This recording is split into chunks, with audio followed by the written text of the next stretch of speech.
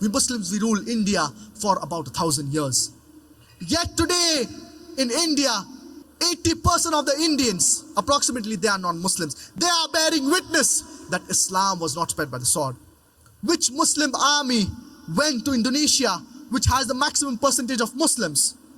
More than 200 million Muslims. Which Muslim army went to Malaysia, which has 63 to 64% Muslims today? Which Muslim army went to the east coast of Africa? Which sword? The reply is given by Thomas Carlyle in his book, Heroes and Hero Worship. The sword indeed, but where will you get your sword?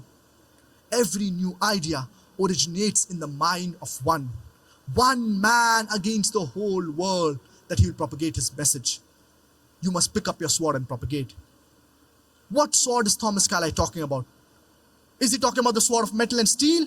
He's talking about the sword of intellect, the sword of reasoning. Even if we had the sword of metal and steel, we could not use it. Allah subhanahu wa ta'ala says in the glorious Quran, in Surah Al-Baqarah, chapter number 2, verse number 256, La ikraha fid deen, qad tabayyana ar-rushdu min al-ghayy. Truth stands out clear from error. Let there be no compulsion in religion. Truth stands out clear from error. Allah subhanahu wa ta'ala says in the glorious Quran, in Surah Al-Nahl, chapter number 16, verse number 125, Udu'u ila sabili rabbika bil hikmah wal maw'idhati al-hasana wajadilhum billati ahsan. Invite to the way of thy Lord with wisdom and beautiful preachings, and argue with them and reason with them in the ways that are best and most gracious. We cannot force anyone to accept Islam at the point of the sword or at the point of the gun.